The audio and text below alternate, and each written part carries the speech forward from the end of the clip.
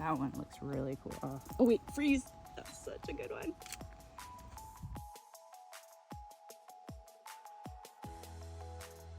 Welcome behind the scenes at anaturaldesign.com studios.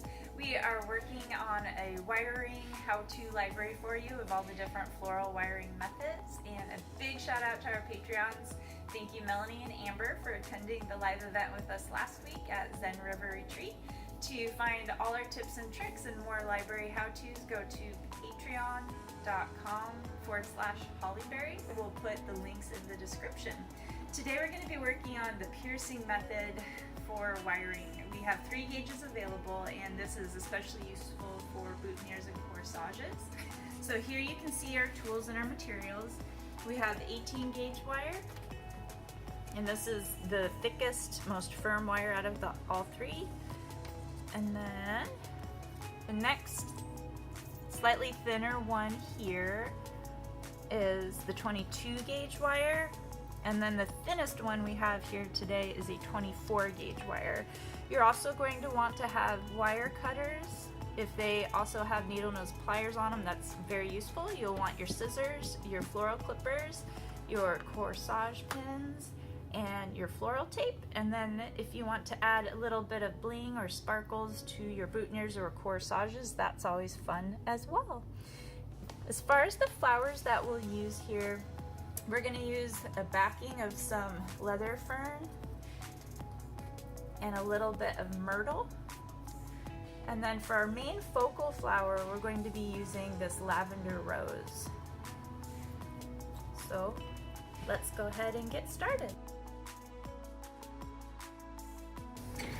So when you are wiring, there's lots of different techniques, and the piercing method that we'll use today works really well for flowers that have a calyx. The calyx is this little base right here. You can see where it gets thick, where the stem turns into a little funnel there right before it goes into the bloom of the flower.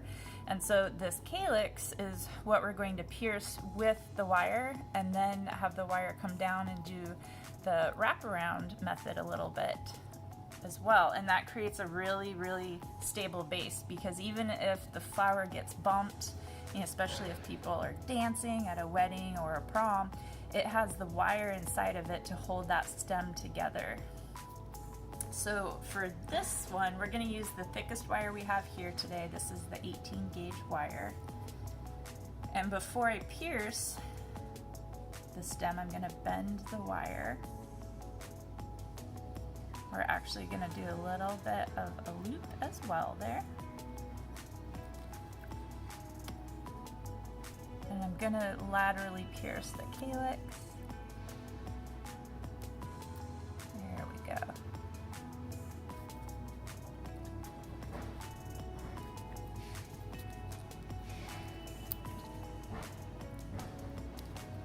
There.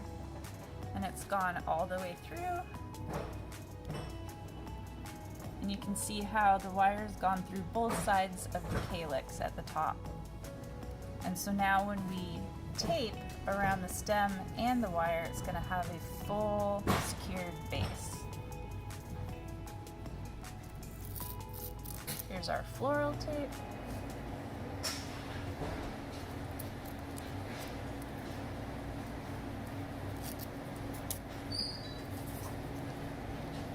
And since we're just doing a little bit of greenery with it, we're not doing a lot, I'm going to actually take the greenery stems and hold them in here with the focal flower before taping. And we're going to also add our little bit of bling. It's going to be very cute.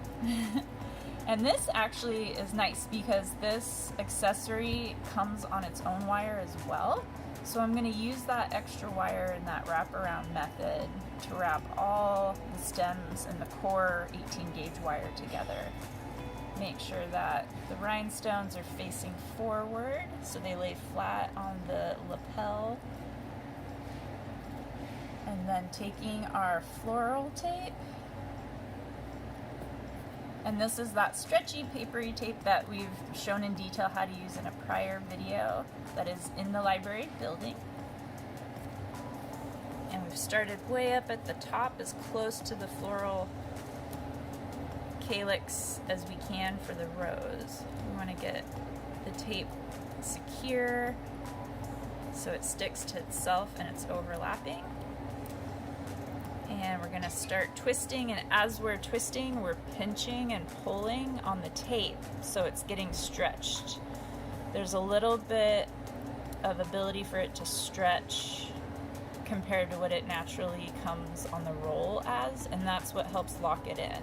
Kind of like doing paper mache or any other layered textile fabrics. There we go, and it's getting a nice secure hold. And now that we're getting to the bottom, this is where we want to take out our wire cutters and clip off all that extra so we can get a clean stem there. And twisting, pulling, stretching. With boutonnieres with this style, they're generally out of water and the stems are completely wrapped. And so you want to try to time it where you're not doing it too much more than 24 to 48 hours before your event. And then if you can, keep them in a cool, refrigerated environment. If you've seen a corsage or a boutonniere box before, a lot of times those are completely plastic. So you can put a little bit of buffer in there, like ribbon or something, paper, grass, like what you see in an Easter basket, and then you can place the flower on top of that so it's not actually touching the hard sides of the case, and then you can mist it, so the mist helps keep it hydrated, and if you keep it in a cold environment as well, then that helps keep it fresh until the event where someone's going to wear it. So that is our boutonniere, and just to see what it looks like with the pins in it, we'll go ahead and put a couple pins in it. If you would like to see a video on how to put pins on a lapel with your boutonniere, let us know in the comments. We're happy to cater to your requests and how-to videos. And there you have it. We have our little boutonniere with our piercing method wiring, and we were able to utilize a little bit of a wraparound as well for it. That is your how-to video for the week from the studios at anaturaldesign.com. And if you have any tips or tricks or other methods for the flower nerds out there, we love learning, so feel free to let us know if you found a better method. But in the meantime, we can't wait to see you again here in anaturaldesign.com in the studios.